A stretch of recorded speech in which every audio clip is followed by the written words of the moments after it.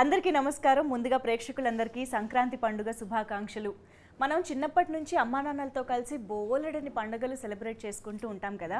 కానీ మనం అమ్మా నాన్నలు ఇద్దరికీ కలిపి చేసే పండుగే షష్ఠి పూర్తి. ఆ ట్రెడిషన్కి సంబంధించి అమ్మా నాన్నలకి పిల్లలకి మధ్య ఉన్న ఎమోషన్కి సంబంధించి ఒక బ్యూటిఫుల్ సినిమా షష్ఠి పూర్తి అతి త్వరలో మన ముందుకు రాబోతోంది. లేడీస్ టైలర్ కాంబినేషన్ ఈసారి షష్ఠి పూర్తి చేసుకోవడానికి మన ముందుకు రావడం అనేది ఇంకా స్పెషల్ అని చెప్పాలన్నమాట. కంగారు పడకండి, లేడీస్ టైలర్కి అప్పుడే ఇంకా షష్ఠి పూర్తి అవ్వలేదు, కానీ అందులోని జంట మాత్రం షష్ఠి పూర్తి చేసుకోవడానికి వస్తున్నారు. సో మీకు ఈ పాటికే అర్థమైపోయి ఉంటుంది, మనందరికీ ఇష్టమైన మన నట కిరీటి రాజేంద్ర ప్రసాద్ గారు అండ్ అర్చన మ్యామ్ ఇద్దరికి very special warm welcome and Sankranti శుభాకాంక్షలు ఇద్దరికి. నా ప్రాణానికి ప్రాణమైన తెలుగు ప్రేక్షక దేవుళ్ళందరికీ సంక్రాంతి శుభాకాంక్షలు.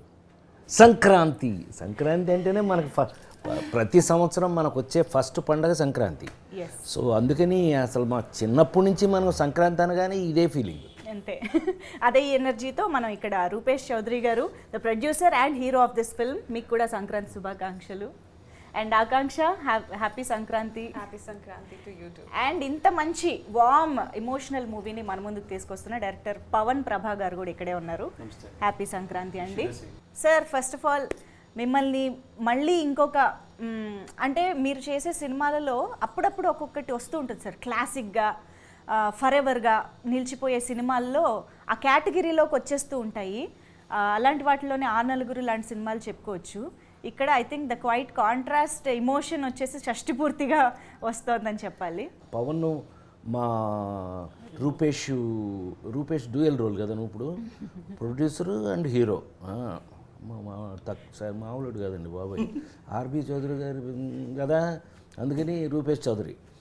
సో చాలా అతనికి ఎంత టేస్ట్ ఉందనేది మీరు సినిమా చూస్తే తెలుస్తుంది. నిర్మాతగా అంత కుర్రాడైనా కూడా ఒక టేస్ట్తో సినిమా తీయాలి అంటే ఒక వాల్యూస్తో అలా వీళ్ళిద్దరూ కలిపి తీసిన సినిమా షష్ఠి పూర్తి. మరి ఈ షష్ఠి పూర్తి మన జీవితాల్లో, మరి ముఖ్యంగా మన ఫ్యామిలీస్లో ఉన్నటువంటి ట్రెడిషన్స్లో మనకున్న సాంప్రదాయాల్లో ఈ షష్ఠి పూర్తి సాంప్రదాయాన్ని ఏ యాంగిల్లో మేము తీసుకున్నాం, ఏ యాంగిల్లో చేసాం, మీరు తప్పకుండా చూడాలి. షష్ఠి పూర్తి మీద ఒక సినిమా తీయాలి అంటే షష్ఠి పూర్తి సినిమాలో ఒక భాగం ఉంటుంది, కానీ టైటిల్ కూడా మీరు షష్ఠి పూర్తి అనే పెట్టారు. సో అసలు అది ఎలా వచ్చిందంటే ఏకంగా షష్ఠి పూర్తి అనే టైటిల్ తోటి దీని మీదే సినిమా చెయ్యాలి అమ్మా నాన్నల మీద, ఈ థాట్ అసలు ఎక్కడి నుంచి వచ్చింది స్టార్టింగ్? ఈ మధ్య చాలా చోట్ల చూస్తున్నామండి, కొన్ని వీడియోస్లో కానీ లేదంటే మిమ్స్లో కానీ, అమ్మ మనం ఇక్కడే కూర్చొని నేను ఇప్పుడే వెళ్ళొస్తానని బస్ స్టాండ్లో నాట్లో వదిలేసి వెళ్ళిపోతున్నారు. That turns me on. అలాంటివి ఎప్పుడు చూసినా నాకు చాలా ఎమోషనల్గా ఫీల్ అవుతానండి. అండ్ మోర్ ఓవర్ ఏంటంటే మనం బతికుండగా మన తల్లిదండ్రులు అనాశరణలకు వెళ్ళడం అన్నది దౌర్భాగ్యం. ఇప్పుడు అవి ఎక్కువైపోయినాయి ఓల్డేజ్ హోమ్స్ సార్. సో దానివల్ల నాకు ఏమనిపించిందంటే, ఎంత మనసులో మనకి గొడవలు ఉన్నా, ఎంత అమ్మా నాన్నలు కొట్టుకున్నప్పటికీ వాళ్ళు ఇంకొకసారి పెళ్లి చేసుకున్నారనుకోండి, మేబీ కలవచ్చేమో. మళ్ళీ అన్నీ కలుసుకోవటం మెయిన్ ఉద్దేశం, పెళ్ళి అనేది పీక్స్ దాంట్లో. సో ఆ కథని చెప్పడానికి అంటే ఇంకేలాంటి టైటిల్ పెట్టినా సరే దానికి న్యాయం చేసిన అవ్వను నేను. సో అందుకని సెపరేట్గా దానికి వేరే టైటిల్స్ ఏం ఆలోచించకుండా ఏ ముఖ్యమైన ఉద్దేశంతో మేము చేయాలి, ఏ ముఖ్యమైన ఉద్దేశంతో మేము జనాలకి ఏదైతే చెప్పాలనుకున్నామో, సో దట్ మెయిన్ టైటిల్ షష్ఠి పూర్తి. కానీ నేను యాక్చువల్లీ రూపేష్ గారు అండ్ పవన్ గారు ఇద్దరికి కలిపి ఒక క్వశ్చన్ అడగాలనుకుంటున్నా. అంటే ఇప్పుడు యంగ్స్టర్స్గా ఒక డెబ్యూ స్టేజ్లో ఉన్న మీరు యూజువల్గా ఇండస్ట్రీలోకి రావాలంటే ఎవరన్నా కొంచెం మంచిగా ఒక ఫార్మాట్ ఫిల్మ్, ఒక లవ్ స్టోరీ ఇలాగ ఏదో చేసుకుందాం, అందులోనూ మీరు యాక్ట్ చేస్తూ మీరే ప్రొడ్యూస్ చేసుకోగలిగే పొజిషన్లో ఉండి కూడా ఇలాంటి ఒక ట్రెడిషన్స్ వాల్యూస్ ఉన్న సినిమా, ఒక ఫ్యామిలీ ఎంటర్టైనర్ అండ్ మెయిన్గా మాకు వాళ్ళిద్దరూ కనిపించేలాగా ఎలా ఇలా ఆలోచించగలిగారు అనేది ప్లెజెంట్లీ సర్ప్రైజింగ్గా అనిపిస్తుంది. లవ్ స్టోరీ చేసిన ఎండ్ ఆఫ్ ది డే మ్యారేజ్కి వెళ్ళాల్సిందే కదా. నేనేం అడుగుతున్నానో మీకు అర్థమైంది. సో ఎంత లవ్ స్టోరీ చేసినా ఎండ్ ఆఫ్ ది డే మ్యారేజ్కి వెళ్ళాలి. ఈ సినిమాలో మ్యారేజ్కి వెళ్ళాలి, షష్ఠి పూర్తికి వెళ్ళాలి. అది ఇంకా అద్భుతం. ఇప్పుడు సార్ ఇందాక చెప్పినట్టు రాజేంద్ర ప్రసాద్ గారు చెప్పారు, అది ఇంకా అద్భుతం. అవును. సో రాజేంద్ర ప్రసాద్ గారు, అర్చన మేడం కూడా ఈ సినిమాలో లవ్ స్టోరీతో స్టార్ట్ అయింది వాళ్ళ జర్నీ. వాళ్ళు పెళ్లి చేసుకున్నారు, మళ్ళీ షష్ఠి పూర్తి జరిగింది. అవును. ఏ మా సీక్రెట్లకు నువ్వు చెప్పేకు. We are ladies tailor. పంతులమ్మ. నా వరకు నేను Rajendra Prasad sir is like for me నాకు ఆయన ఇన్స్పిరేషన్ అండి ఎప్పుడు కూడా. అంటే ఎక్స్ట్రాడినరీ థింగ్స్, ఎక్స్ట్రాడినరీ అన్నది ఎలా ఉంటుంది అంటే ఒక సర్వ దాని ఏమంటారంటే అన్ని క్వాలిటీస్ ఉన్నప్పటికీ కూడా చాలా కామ్గా, చాలా రాముడిగా, చాలా రాముడు ఎలా ఉంటాడు సౌమ్యంగా, though he's powerful, he won't show it anyways, నిండుకుండా తొణకదన్నట్టు. ఎక్కడైనా. యా. అలాగేంటంటే అండ్ రాజేంద్ర ప్రసాద్ సార్ వాళ్ళ అబ్బాయిగా ఈయన పెట్టాలి, లేదంటే అసలు రాజేంద్ర ప్రసాద్ సార్ని తీసుకోవాలి సినిమాగా ఎందుకు అనుకున్నాం అంటే ఈయన మీద ఏం చెప్పినా జనాలకి ఫట్ మన వెళ్తుంది. అవును. ఒక రూపాయి నువ్వు ఏం చేస్తావు అంటే ఇద్దరు మనుషులను విడదీస్తాను అని చెప్తారు ఆయన. ఆ డైలాగ్ పండాలి అంటే అది చెప్పే వ్యక్తి అంత పొటెన్షియాలిటీ ఉండాలి ఆయనకి. అవును. సో నేను షష్టిపూర్తి లాంటి వాల్యుబుల్ ఫిల్మ్ చెప్పడానికి I want diamonds. So I got my Janaki and RP sir and Archana ma'am. Wow. Ladies tailor cinema ఎంత క్లాసిక్కో, ఎన్ని వందల రోజులు థియేటర్స్లో అప్పుడు ఆడిందో, ఎన్ని వేల నిమిషాలు ఇప్పుడు మేము స్క్రీన్ మీద అంటే టీవీలో కానీ మా ఇప్పుడు ఫోన్లో కానీ చూసుకుంటున్నామో లెక్కే లేదు. అలాంటి ఒక కాంబినేషన్ అంటే 1986లో చేసినటువంటి సినిమా. అసలు మేమైతే ఎక్స్పెక్ట్ చేయలేదు మళ్ళీ మీ ఇద్దరిని ఇలాగా ఒక స్క్రీన్లో చూస్తాము అని చెప్పి. మీరు అసలు ఎప్పుడైనా ఊహించారా? అసలు ఈ కాంబినేషన్ అనగానే మీ ఇద్దరు రియాక్షన్స్ ఏంటి మాకు తెలుసుకోవాలని. నిజంగా నేనైతే షాక్ అయ్యా. ఈ పని చేసిన పవనే. అంటే అసలు మెయిన్గా మీకు ఎక్సైటింగ్ కారణం ఏంటంటే మా వాళ్ళకి ఆ ఎక్సైటింగ్ కారణం ఏంటంటే లేడీస్ టైలర్ సినిమా తర్వాత మనం ఎప్పుడు కలవలేదు అసలు. మీరు ఆశ్చర్యపోతారు చెప్తే. ఇన్ని సంవత్సరాల నుంచి అంటే తను ట్రాక్ ఒక డిఫరెంట్ ట్రాక్లో వెళ్ళింది. దాసి, ఇలా నిరీక్షణ, ఇలాంటి స్పెషలైజ్డ్ క్యారెక్టరైజేషన్స్ మీరు తెలిసిన నేషనల్ అవార్డ్స్ అవన్నీ తీసుకుంటాను. మేము ఇద్దరం సెపరేట్ ట్రాక్లో వెళ్ళిపోయాం. దాంతో ఇది యాదృచ్ఛికం, ఇది గమ్మత్తది. అది నాకెంత ఆశ్చర్యం వేసిందో పవన్ వచ్చి ఏమండి మీకు మీ పక్కన హీరోయిన్ ఎవరో తెలుసా అని అంటే, నా పక్కన హీరోయినా? ఏదో ఆలోచనలు ఉంటాయి కదండి, ఎవడ ఆలోచన వాడిది. మనం ఎక్స్క్యూజ్ మీ, హేమమాలిని ఊరుకో, ఎందుకు నన్ను అనవసరంగా నువ్వు అదే మరి హేమమాలిని మరి అక్కయ్య గారు అయిపోద్ది వద్దులే. అందుకని అని కాదు నా ఉద్దేశం. మేము ఆ నలుగురు అప్పుడు కూడా ఇదే డిస్కషన్ వచ్చేది, ఎవరైతే బాగుంటుంది. ఎవరైనా నాతో హీరోయిన్గా యాక్ట్ చేసిన వారే కావాలి. ఈ టైపు మేము కలుసుకునేటప్పటికే ఇతను ఆ వర్క్ చేసాడు ఆల్రెడీ.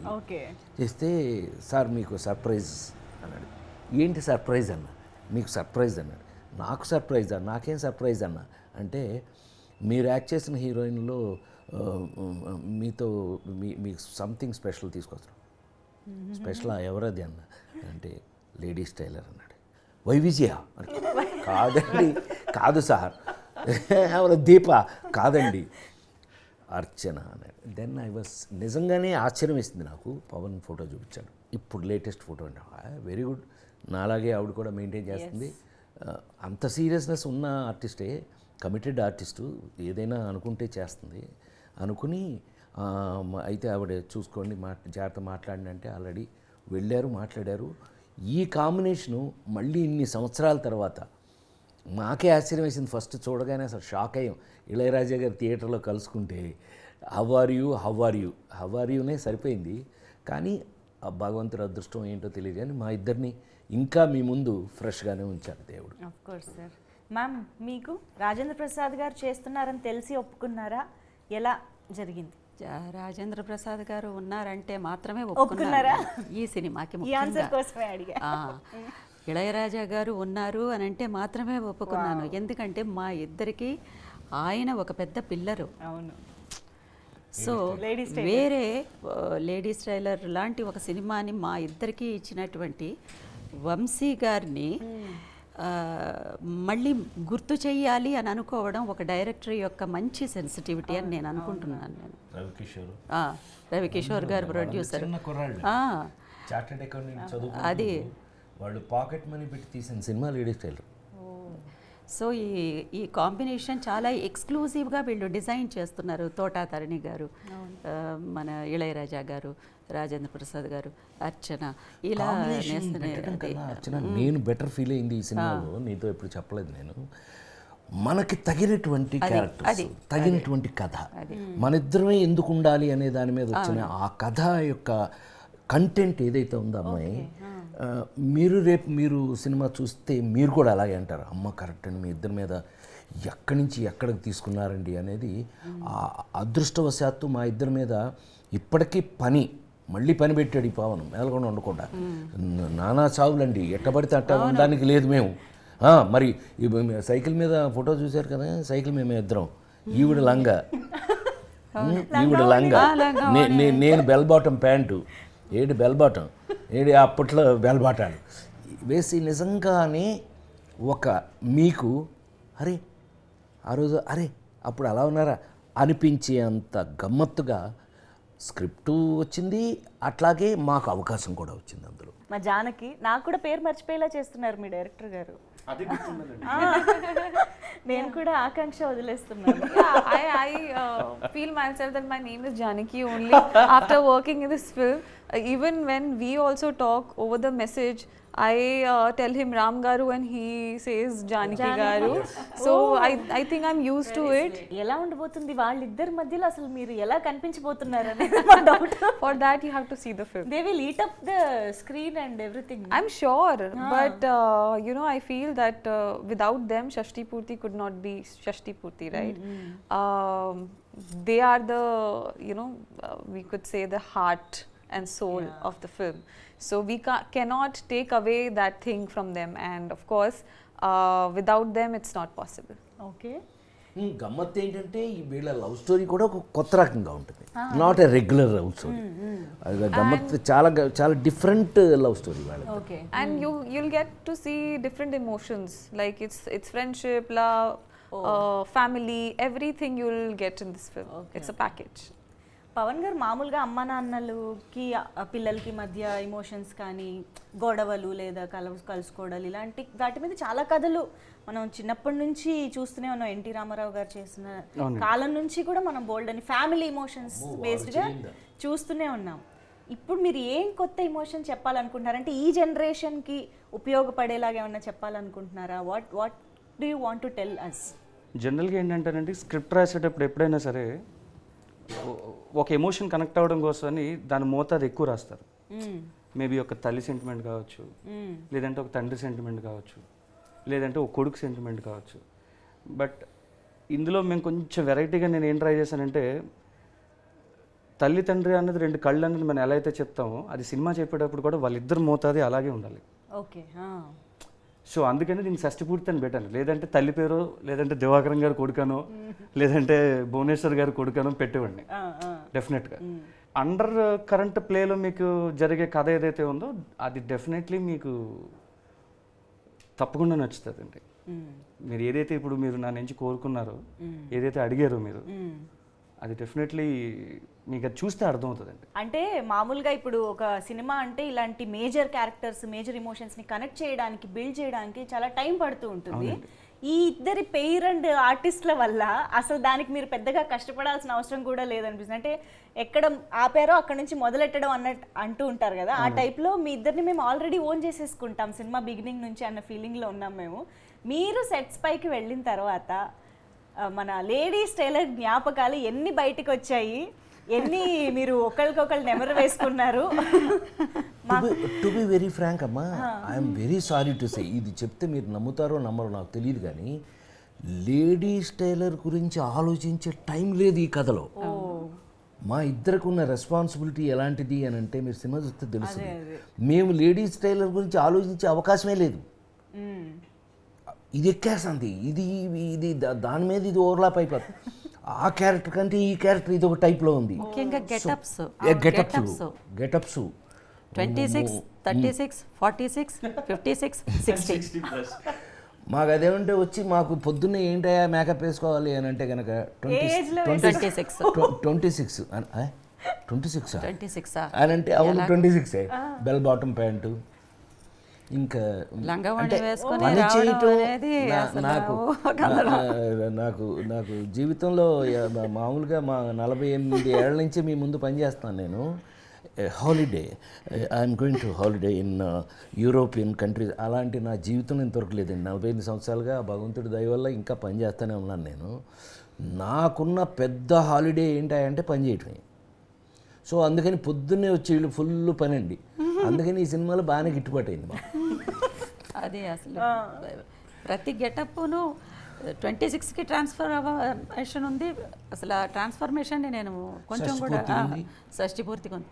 షష్ఠి పూర్తి అయిపోయిన వెంటనే 36 అయిన వెంటనే 46 అయిన వెంటనే మళ్ళీ 16, 26 ఇలా వెళ్తూనే ఉంది. అసలు గ్యాప్ లేదు, ఐ థింక్ ఫస్ట్ గ్యాప్ లేదు. ఆలోచించుకుంటూనే పూర్తి ఇన్వాల్వ్ అయ్యే యాక్టర్, ఎనీ యాక్టర్ మా జాబ్ అదే కదా. ఎందుకు ఊరికనే తింటున్నామా అందుకు కాదు కదా. మన జాబ్కు తగినట్టు వర్క్, కరెక్ట్గా ఫుల్ లెంగ్త్ వర్క్ ఉండేటట్టుగా క్యారెక్టర్స్. తద్వారా అందుకని డెలిబరేట్గా చెప్పగలను నేను. ఎక్కడైనా మనం లేడీస్ టైలర్లో నువ్వు బెత్త పుచ్చుకున్నప్పుడు అదంతా లేదు, అంత అవకాశమే లేదు అసలు. హౌ ఆర్ యూ బాగున్నా, మమ్మల్ని చూసిన వాళ్ళు అనుకోవడమే. ఇంకా చూసిన వాళ్ళు వీళ్ళిద్దరు అని చెప్పి మాట మీద. అదేమంటే ఇతను ఒక సైకిల్ ఇచ్చేవాడు నాకు, చచ్చినట్టు సైకిల్ దొక్కాలి. మాకు మరి చూడగానే ఆ రీల్ అలా వెళ్ళిపోతుంది కదా అది.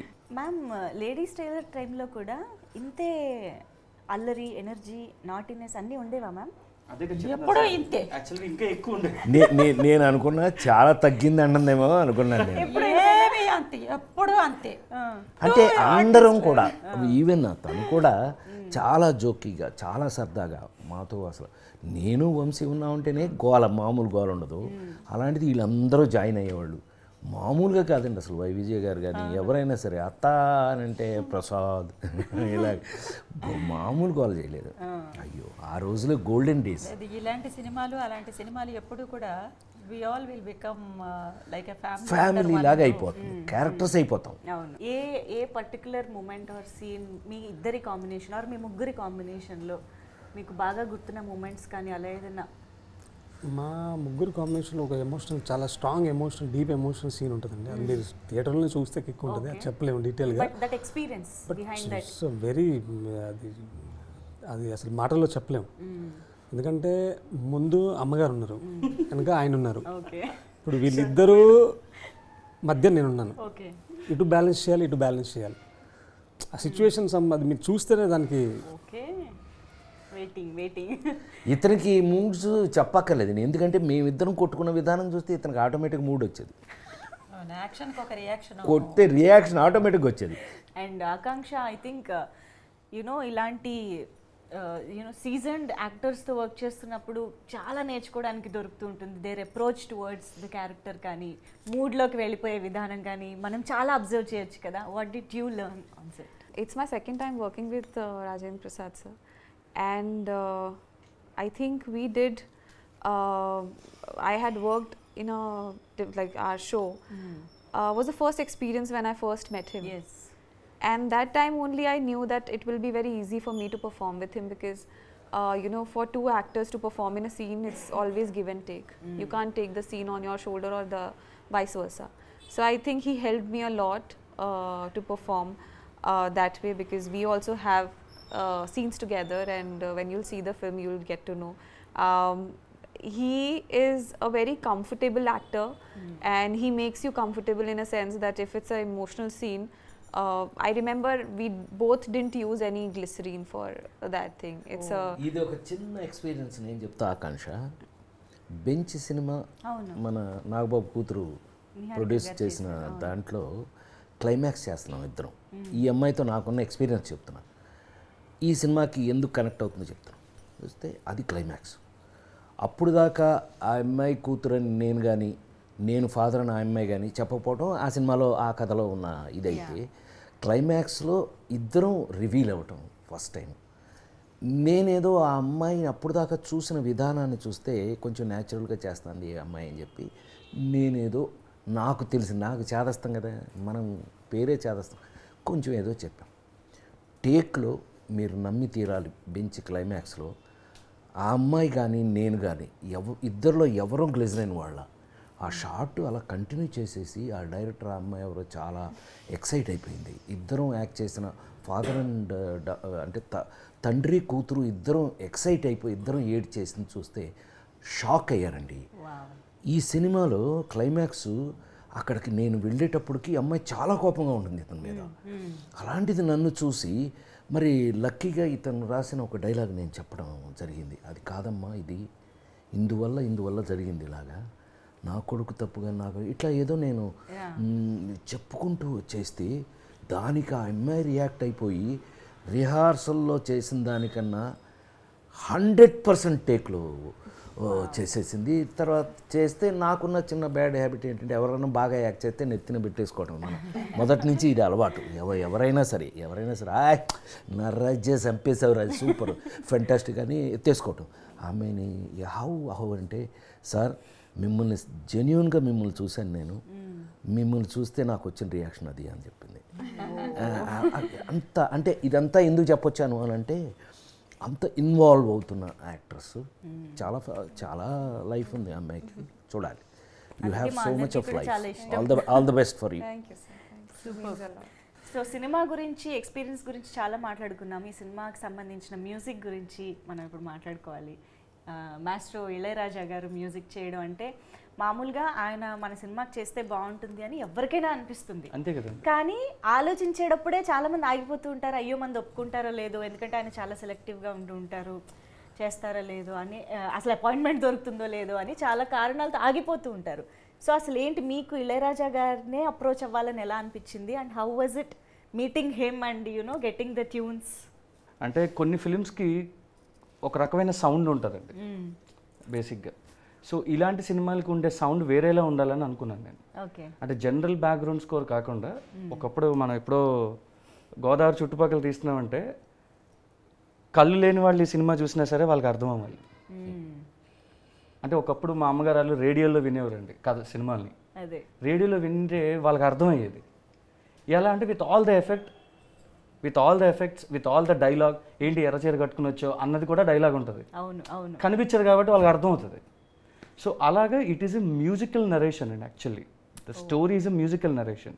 అంటే మీకు కట్ చేస్తే సాంగ్ రాదు, you have to go with a flow. పాట ఆపేసి మధ్యలో సీన్ చెప్పి తర్వాత మళ్ళీ పాట కంటిన్యూ చేస్తాం. బికాజ్ అదొక డ్రైవ్లో వెళ్ళాలి అన్నది ఆ డ్రైవ్లో వెళ్ళకపోతే ఎమోషన్ మిస్ అవుతుంది. రైట్. సో అలాగ మ్యూజిక్ని హోల్డ్లో పెట్టుకుని చెప్పడానికి కొంచెం పెద్ద దిగ్గజాలు ఉంటే బాగుంటుందేమో అనిపించింది నాకు. అండ్ మోర్ ఓవర్ ఏంటంటే I'm a very very very very huge fan of Raja sir. Who is not? అందుకని అలాంటి మాటలు చెప్పకూడదు, అందుకని నేను ఈ సినిమాకి పెట్టేసుకొని చూపించాను నా అభిమానం ఏంటని. సో అంత పెద్ద బొమ్మ వేయించుకున్నాను వెనకతల. టెక్నికల్ డీటెయిల్స్ అసలు ఆయన ఏం అడిగేవారు కదండి. నిజంగా ఏంటంటే మీకు ఫ్రీడమ్ అన్నది బతకడం కన్నా ఫ్రీడమ్గా పని చేయడానికి ఎక్కువ ఫ్రీడమ్ కావాలి. మనం బతకడం ఎలాగైనా ఫ్రీడమ్ అనుకుని బతికేస్తాం మనం. We have a right to speak. కానీ నీకు సినిమా తీయడానికి ఫ్రీడమ్ కావాలి, డబ్బుతో పాటు ఫ్రీడమ్ కూడా కావాలి. రిస్ట్రిక్షన్స్ ఉంటే చేయలేవు. సో ఎప్పుడైతే నేను సార్ ఇలా ఇళయరాజా సార్ అనుకుంటున్నామండి అంటే నాకన్నా ఎక్కువ ఆయన వెనక్కి లాగారండి. నిజంగా సార్ నేను ఎప్పుడైతే ఆయనకి చెప్పానో, ఏ పవన్ ఏదో కొత్త డైరెక్టర్, ప్రతి ఒక్కడికి మీరు చెప్పినట్టుగానే ఫ్యాన్ బాయ్ మూమెంట్ ఉంటుంది, ఇళయరాజా మనకి ఎందుకు చేస్తారు రూపేష్, అది కాదు కదా అని. బట్ ఎంతమంది ఆయన అడిగినా సరే అదంతా కూడా మేము ఓకే చేసిందే చెప్పారు నాకు. ఓకే. అప్పుడు చెప్తే నేను మళ్ళీ ఎక్కడ లోగా అవుతానో, ఎక్కడ రైటింగ్ ఏమైనా తేడా వస్తుందో ఏంటో అని. అప్పుడు అసలు ఏం మాట్లాడలేదండి. వెళ్దాం సార్ చెన్నై అన్నారు. So we got a contract. So finally నేను ఆయన మేమిద్దరం వెళ్ళామండి. ఫస్ట్ మేము 5 minutes జస్ట్ ఒక 5 నిమిషాలు టైం ఇస్తే చాలా అని వెళ్ళాము. 5 minutes అయితే ఇస్తాము, ఏంది విషయం అని చెప్పన్నారండి. వెళ్ళాము 5 minutes వెళ్ళి కూర్చుంటే ఏంది చెప్పండి అని చెప్పగానే డైరెక్టర్ గారు టైటిల్ షష్టి పూర్తి సార్ అంటే, అవునా, ఆయన పనులను పక్కన పెట్టేసి గంటన్నర నరేషన్ తీసుకున్నారు సార్. నువ్వు పని చేయన్నారు. ఏంటి సార్ అంటే, సాంగ్ సిచ్యువేషన్స్ తీసేసి కథ చెప్పినాక అన్నారు. అంటే వచ్చిందే మ్యూజిక్ డైరెక్షన్ కదా, ఈయన సాంగ్ సిచ్యువేషన్స్తో ఇంప్రెస్ చేద్దామంటే అతను చెక్ చేస్తాడు, మామూలుగా చేయడు. అంటే ఇతనికంటే ముందు తెలుసు కదా నాకు ఇళయరాజా. అందుకని ఇళయరాజా గారి గురించి కరెక్ట్గా చెప్పాలంటే ఏంటంటే, ఆయన సెలెక్ట్ చేసుకోడు, ఆయన చేసినవి అన్నీ సెలెక్ట్ అయినాయి. To be very frank. అంత స్పెషలైజ్ చేసేస్తాడు ఆయన. ఇందాక మెయిన్ మ్యాటర్ చెప్పడం మర్చిపోయాడు ఇతను. ఇళయరాజా గారిని షష్ఠపూర్తి సినిమాకి ఈ ఈ ఈ ఈ రూపేష్ పవన్ ఎందుకు పెట్టుకున్నారో తెలుసా? వాళ్ళు చెప్పలేదు, నేను చెప్పేస్తున్నా. సాంగ్స్ కోసం కాదండి, బ్యాక్గ్రౌండ్ కోసం. ఎందుకంటే ఈ కథకి కావలసిన మూడు ఇవ్వవలసింది మ్యూజిక్. అది అతను చెప్పదలుచుకుని కూడా అదే. ఈ కథకి పాటల కన్నా రీరికార్డింగ్ ఇంకా చాలా ఇంపార్టెంట్. సో ఇది నాకు తెలిసి ప్రపంచంలోనే one of the best re-recording చేయాలి అంటే ఇళయరాజా గారు. అన్ని 100 సినిమాలు చేసి కూడా అదొక జ్ఞాని, మ్యూజికల్ జ్ఞాని అతను. సో అతను కలవటం ఈ షష్ఠి పూర్తికి ప్లస్ ప్లస్ ప్లస్. ప్రతి ఒక సిచ్యువేషన్కి అంటే ఇప్పుడు పెళ్ళంటే మనకి కొన్ని పాటలు గుర్తొస్తాయి, సీమంతానికి కొన్ని పాటలు అంటే శ్రీరస్తు శుభమస్తు పెళ్లి పుస్తకం పాట పడుతున్నావు. Number one song sir, number 1 doubt లేదు. సో శ్రీమంతం అంటే ఒక పాట ఉంటుంది, అలాగా ఒక్కొక్క అకేషన్కి అఫ్ కోర్స్ ఆ నలుగురికి చావుకి కూడా ఒక పాట ఉంది. అలాగా షష్ఠి పూర్తికి నాకు తెలిసి ఇప్పటిదాకా ఎక్కడ ఒక పాట విన్నట్టుగా చూసినట్టుగా గుర్తులేదు. సో వస్తే ఇందులోనే ఫస్ట్ టైం. సో అది ఉందా, ఎవరు రాశారు, ఎలా జరిగింది, ఇలాంటి నాకు డీటెయిల్స్ అన్ని కావాలి.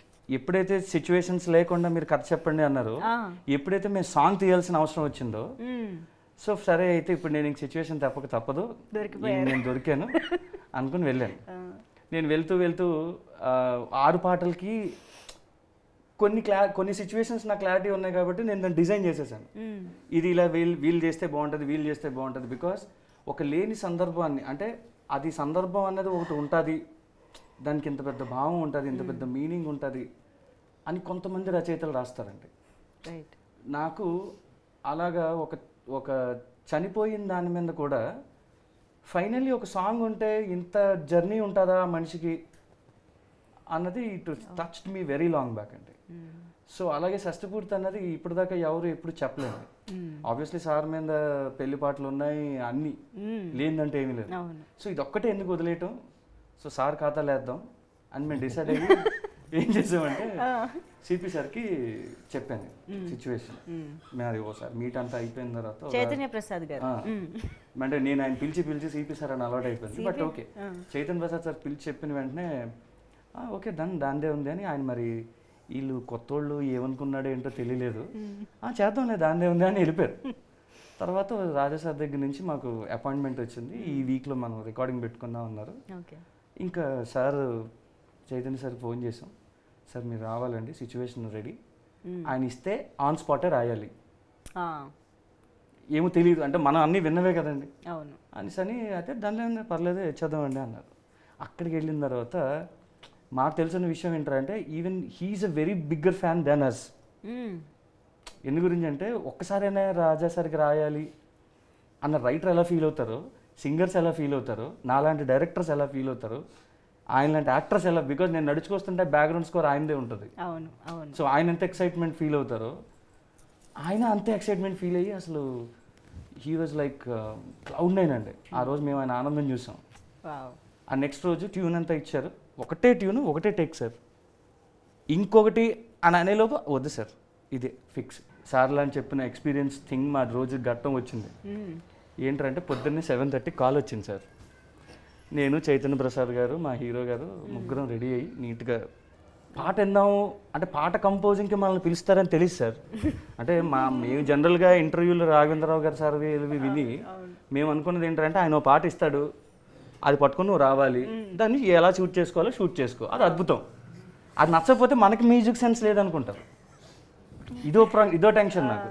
సరే పాట అంతా అయిపోయింది, చైతన్య ప్రసాద్ గారు అద్భుతంగా రాశారు, fantastic, the song was amazing. ప్రతి ఒక్కళ్ళు అంటే వయసు అయిపోయిన వాళ్ళందరూ కూడా ఈ డైలాగ్ కూడా రాజేంద్ర ప్రసాద్ గారు చెప్పారు, నేను సాంగ్ షూట్ చేస్తుంటే మళ్ళీ పెళ్లి చేసుకోవాలంటారు అన్నాడు. Because we have shorted this song for 4 days అండి. ఆ సాంగ్ మేము 4 days షూట్ చేసాం. ఫస్ట్ టైం మేము సాంగ్ షూట్ చేసాం. Okay. So and Chaitanya Prasad గారు షష్ఠి పూర్తి సాంగ్ అయితే రాశారు. ఎస్, సార్ దగ్గరికి వెళ్ళి ఈ సాంగ్ సిపి గారే కదండి, ఆల్రెడీ చైతన్య ప్రసాద్ గారు వచ్చారు కదా, ఆయనే కదా. ఆయన కాదు సార్, కీరవాణి గారు అనుకుంటున్నానండి అన్నాను. ఆయన అన్నారు అవునండి చాలా బాగుంటుంది బ్యూటిఫుల్ వెళ్దామని. జస్ట్ ఆయన ఆస్కర్ తీసుకుని వచ్చారు. Is in Chennai, is in some for other film. Okay. CB sir phone చేసిన వెంటనే ఆయన ఒక 5 minutesలోనో 1 minuteలోనో ఇమీడియట్ కాల్ బ్యాక్ చేసి, అసలు మాకు అది ఏం మాట్లాడారో కూడా మాకు తెలియదు. తర్వాత చెప్పారు సిపి గారు, మేము ఊరికే చెప్పాము అంతే. ఈయన ఇలా బయటికి వెళ్ళి వచ్చిన వెంటనే కేరవణ్ గారు మధ్యాహ్నం నుంచి రమ్మన్నారండి అన్నారు అంతే. ఇంకా మా ఆనందానికి అంతు లేదు పంతు లేదు. మధ్యాహ్నం చైతన్య ప్రసాద్ గారిని తీసుకెళ్ళి ఆయన చమత్కారంగా మాట్లాడతారు. చైతన్య ప్రసాద్ గారు శైలి కొంచెం డిఫరెంట్గా ఉంటుంది. మేమందరం వెళ్ళి సార్ నమస్తే సార్, ఆయన అక్కడికి వెళ్ళి అది ఆయన మాటల్లోనే మీరు విందురు కానీ, ఓకే సార్ మిమ్మల్ని ఒకరు కలవడానికి వచ్చారండి అని. అని నాకు తెలిసి అంత ముందే చెప్పుంటారు. మేమిద్దరం చేతులు కట్టుకుని శిష్యుల్లాగా ఆయన దగ్గరికి వెళ్ళి చేతులు కట్టుకున్నాం. ఈయన నా వైపు చూస్తాడు, నేను ఆయన వైపు చూస్తాను. ఏంటంటే ఎలా మొదలు పెట్టాలో తెలియదు. ఇప్పుడు ఆయన దగ్గరికి మ్యూజిక్ డైరెక్షన్ చేసుకోవడానికి వెళ్ళామంటే ఒక అర్థం ఉంది. అవును అవును, అది ఆబ్వియస్ థింగ్. ఆయన అందుకే అనుకుంటున్నాను. అవును. ఏంటండి అంటే సార్ ఇలా షష్ఠపూర్తి ఒక ఫిల్మ్ చేస్తున్నాం సార్, రాజా గారి మ్యూజిక్ అండి, ఒక పాట అనుకున్నామండి అని సిపి గారు చెప్పారు. అదేంటి పాట ఏంటి అన్న అంటే ఇలా ఇలా అని సార్ మేము రిక్వెస్ట్ చేసాం ఆయన. బట్ ట్యూన్ ఇలాగ విని వెంటనే ఆయనకి ఇలా మేము ట్యూన్ జస్ట్ పంపించమన్నారండి. మేము పంపించి తిరిగి కార్ ఎక్కి రాజా సార్ స్టూడియోకి వచ్చే లోపు సిపి గారికి ఫోన్ చేసి చైతన్య ప్రసాద్ గారికి ఆల్రెడీ ఒక 4 lines నేను రాశాను, చెప్పండి అని చెప్పారు. ఈయన మాకు చూపించారు. ఇంకా అసలు వేరే టాపిక్ లేదు, అది ఫైనల్ అది. సో షష్ఠపూర్తి మేము చేసుకున్న చాలా గొప్ప అదృష్టం అండి అది. అంత పెద్ద వ్యక్తి అసలు ఆస్కర్ అయిన తర్వాత నేనెవరో ప్రపంచానికి తెలియదండి, ఈ సినిమా ద్వారా తెలుస్తాం. అలాగే మా హీరో గారు, మేము న్యూ వాళ్ళం మేము డెబ్యూటెంట్స్ అన్న విషయం తెలుసుండి జనరల్గా ఒక వ్యక్తి నార్మల్ మాట కొత్త సినిమా అంటే కొత్త సినిమారా అంటారు.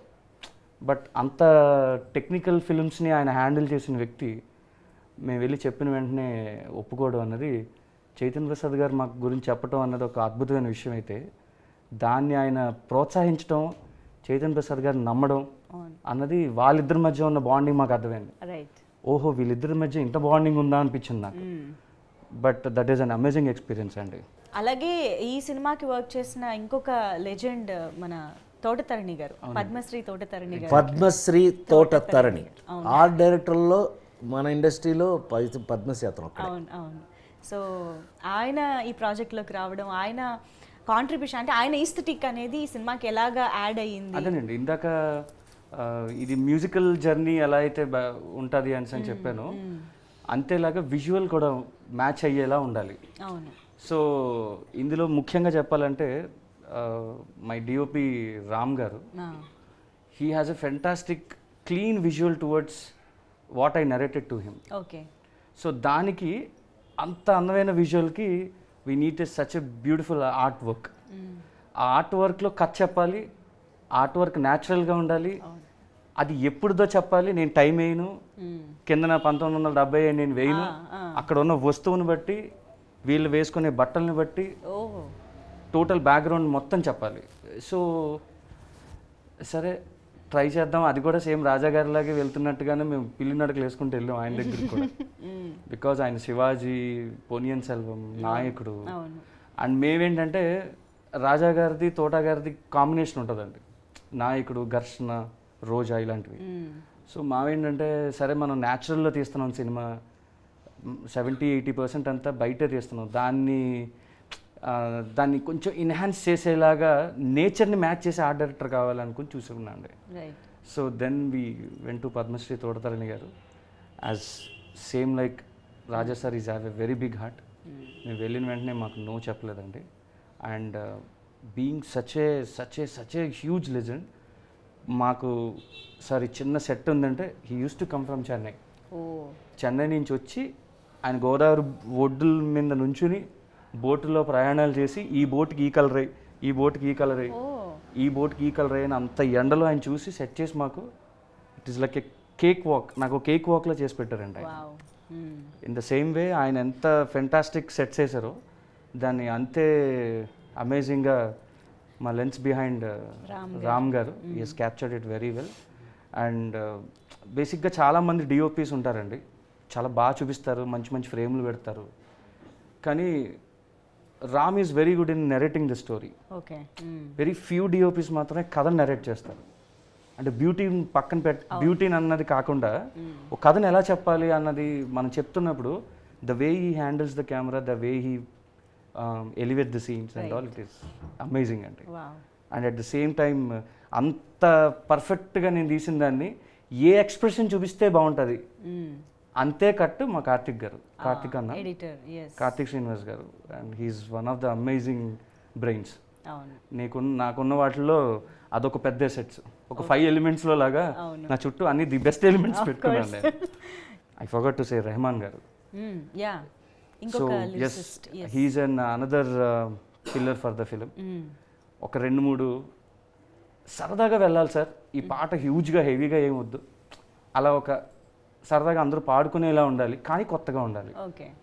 అంటే దెన్ రెహమాన్ గారు గుర్తొస్తారు నాకు. ఓకే. ఆయన పవన్ కళ్యాణ్ గారికి రాసిన వయ్యారాల జాబిల్లి కానీ all will be very natural, very soothing. And ఈ సినిమాకి ఆయన ఇంకో 2 పాటలు రాశారండి, చైతన్ ప్రసాద్ గారితో పాటు ఆయన, ప్లస్ మా లెజెండ్ కిరవాణి గారు. సో వీళ్ళు ముగ్గురు కలిపి సాహిత్యం లెవెల్స్ని ఇలా బూమ్ చేశారు ఒకసారి. సో వెరీ సూన్ మీరు ప్రతి పాట వింటారండి definitely. So you will love it. కానీ it's very nice to have you in Tollywood అండి. అంటే ఇది ఒక మంచి సక్సెస్తో మీరు ఇంకా చాలా సినిమాలు చేయాలని కోరుకుంటున్నాం. బికాజ్ ఆర్బి చౌదరి గారు లాంటి లెజెండరీ ప్రొడ్యూసర్ ఫ్యామిలీ నుంచి వస్తూ ఆయన నుంచి డెఫినెట్గా చాలా నేర్చుకుని ఉంటారు, అబ్జర్వ్ చేసి కూడా. సో అలాంటి మంచి ప్రొడక్షన్ వాల్యూస్ ఇవ్వగలిగే producers are very much needed. కాబట్టి hearty congratulations and all the very best. 100 films తీసే ఆయన నిర్మాత అండి, నాట్ ఏ జోక్. 100 సినిమాలు తీయటం అంటే ఆలోచించడానికే టెన్షన్ వస్తుంది. సో అలాంటిది మొత్తం మీదండి నేను రాజేంద్ర ప్రసాద్గా ఒక ఒక సీనియర్ యాక్టర్, అంటే సీనియర్ అంటే ఎక్కువ కాలం నుంచి పనిచేస్తున్నాననే ఉద్దేశం. నా ఉద్దేశం ఏంటంటేనండి, షష్టిపూర్తి లాంటి సినిమాలు ఎంత బాగా ఆడితే అన్ని మంచి సినిమాలు వస్తాయని నా పర్సనల్ అభిప్రాయం. సో వాల్యూస్ పెరుగుతాయి, సినిమాలు తీసే యాంగిల్ పెరుగుతుంది. అట్ ద సేమ్ టైం మంచి సినిమాలు తయారు చేయడానికి అందరికీ కూడా, అందరూ మంచి సినిమాలు తీసిన వాళ్ళే, మామూలుగా కాదు కదా. ఇప్పుడు కె రాఘవేంద్రరావు గారు కమర్షియల్ డైరెక్టర్ అని అంటారు, అంటే టాపిక్ కాకపోయినా మా అన్నయ్య కాబట్టి నా ఇష్టం నేను చెప్పచ్చు. ఆయన తీసిన జ్యోతి అనే ఒక సినిమా అండి, జయసుధ గారును మురళీమోహన్ గారు వాళ్ళు యాక్ట్ చేసింది. నాకు ఎంత ఇష్టమో చెప్పలేను. కె విశ్వనాథ్ గారు అన్ని సినిమాలు చేశారు. సప్తపది అంటే నాకు ప్రాణం అండి. సో అట్లా వాళ్ళకి వాళ్ళ ఇప్పుడు బాపు గారు ఉన్నాడు, ముత్యాల ముగ్గు, ఇట్లా వాళ్ళ స్పెషల్స్ వాళ్ళకు ఉన్నాయి. సో ఇలా స్పెషల్స్ చేయాలని ఎవరైనా ఆలోచిస్తారు.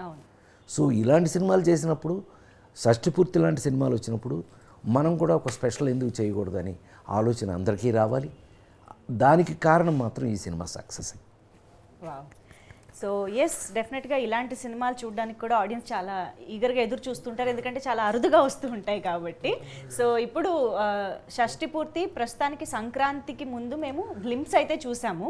సో ఇంకా రాబోయే కాలంలో ఈ సినిమాకి సంబంధించిన మరింత కంటెంట్ కోసం, అలాగే సినిమా కోసం వెయిట్ చేస్తూ ఉంటాము. So thank you so much. ముఖ్యంగా మీ ఇద్దరికి కూడా very very happy to see ఇలా ఒక ఫ్రేమ్లో మీ ఇద్దరిని. థ్యాంక్ యూ సో మచ్ మాకు ఈ టైం ఇచ్చి ఇన్ని విశేషాలు షేర్ చేసుకున్నందుకు. థ్యాంక్ యూ పవన్ గారు, రూపేష్ గారు అండ్ ఆకాంక్ష. సంక్రాంతి శుభాకాంక్షలు.